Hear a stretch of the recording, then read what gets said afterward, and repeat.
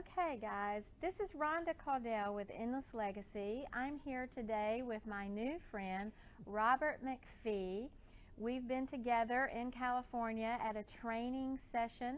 We're both creating online courses that we're going to be offering our clients and our prospects from our business. So Robert will tell you a little bit about his business, but mostly he talked to me about his family story. And I knew that you guys who follow the blog would really be interested in what Robert has to say. And I wanted to share this opportunity with you today. So Robert, I want you to tell them a little bit about yourself and then just talk to them about what you talked to me about earlier in the week. Okay. Well, I'm thrilled to be here. Hello, everyone. I wish I could see you. Again, my name is Robert McPhee. I'm the author of a book called Excellent Decisions. And I help people make decisions based on their vision and values instead of all the stress and pressure that we're faced with in today's fast-changing world.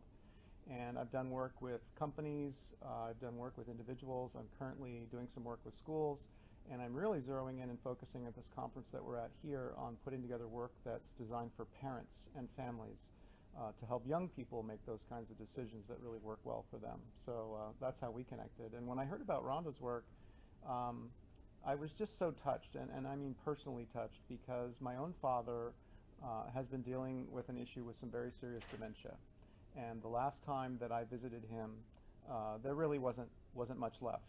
There's very little recognition, there's very little personality, and this has been going on over a period of about 8 years. And I was, again, just really touched with the work that Rhonda's doing and the support that she's offering to families in terms of their relationship with their parents or even their grandparents, and helping people really age in what I see to be a really dignified and powerful way. And the three things that came up for me in terms of what I would want to share as part of this conversation from my experience now having a father who's really at the end of that journey was, first of all, as a son, it makes me really treasure the times that I've had with my father. And it makes me really glad that I had a lot of really good quality time with my father, but it also makes me wish I had even more. So, that's something I would encourage anyone to do who has an aging parent, is to really take full advantage of the time that you have with them and to really make it good quality time. For me, I'm also a parent. I know my father really treasured his time with my children, so to create as much of that time as possible when it's available to us, because now I'm at a time where I really realize just how precious it is. The other thing that came up for me in my conversations with Rhonda was just how fortunate I am to have siblings that all get along and all cooperate in this process of supporting our parents in aging in a dignified way. And for anyone who's out there who might be struggling with that a little bit, I really would encourage you again to do whatever you can to get along and cooperate with your siblings and with your other family members in a way that really supports your parents. For me, it's very much like a parenting equation, or my wife and I need to be together in the way that we raise our children. It's interesting to look at that dynamic in reverse in terms of how we interact with our parents as well. And then finally, the last thing that really came up in my conversation with Rhonda was about the tough conversations that we have to have sometimes.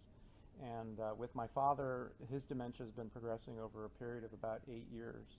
And there were some really difficult decisions that need to be made during those times. And there were a few times where maybe we stalled a little bit or delayed or hemmed or hawed a little bit. And I think there's something really powerful about recognizing what those really important decisions are and being willing to make those decisions, really focusing on what's best for our parents. And again, I've been very blessed with the way that my mom and my brothers and my sister and I have worked together to handle this situation, which at times was very difficult.